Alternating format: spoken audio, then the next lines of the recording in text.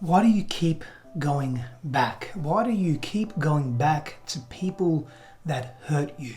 People that are telling you they don't want to be with you. They're not interested in you. They're not interested in who you are. They're not interested in the relationship. Why do we do this? There are a few reasons, but we have this deeper insecurity that we feel we are not enough. We feel we are not worthy of love. But why do we feel we are not worthy of love? Well, there are core fears that generally we will experience at least one of these fears when we are younger, during our formative years, as we're growing up, understanding the world, seeing the world, feeling our way through the world.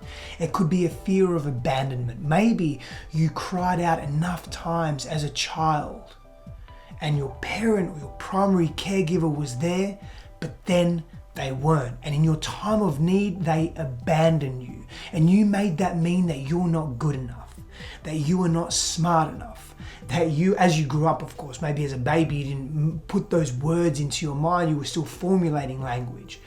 But somewhere, continually, these compounded experiences that you had, you developed other fears. Maybe it was fears of rejection as a child. You would put yourself out there, put your thoughts out there, maybe play and dance and be creative, and that was shut down, told that you were wrong, told that it wasn't good enough. Your thoughts and your point of view and your expression was rejected in the world. It was mocked, it was ridiculed. And we take these core fears, whether it's abandonment, loss, rejection, something else, we take these fears and we bring them into our adult lives and into our relationships.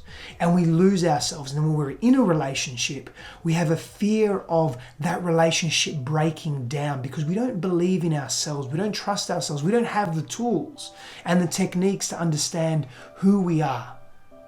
And so we continue to pursue people that hurt us, or that are not interested in us, or that maybe are here to help us heal those parts of ourselves, those fears that we've experienced, that we haven't quite healed, that we haven't quite moved through. So the circumstances are presented in our lives for us to grow, for us to break through. We can only break through generally when we break down. And so these adult relationships are almost quote unquote replicas of what we once experienced as children, but now we have the power, we have greater awareness to actually heal in these places. But we don't often take that up. What do? We revert back to that childhood wounded self and we act in desperation. Patterns and coping strategies and protective strategies that we once used when we were children, we're using again as adults because it's familiar, it's what we know. But we're better than that, and the opportunity is to do something different, to experience and have a different result, a different outcome. And so these relationships that we're having that we keep going back to in desperation, these cycles we keep repeating from fear, from insecurity, from scarcity, we have to break that.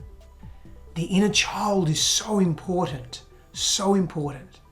We have to heal that inner child so we can heal our adult relationships and become a more profound version of ourselves in the world so that our version of self that we're living in the present matches that vision of self that we have. Healing that inner child is everything. But remember, you have the power to break free. Awareness brings us there, but we need tools and support to continue doing the work. I believe in you. Power and blessings. I'll see you soon.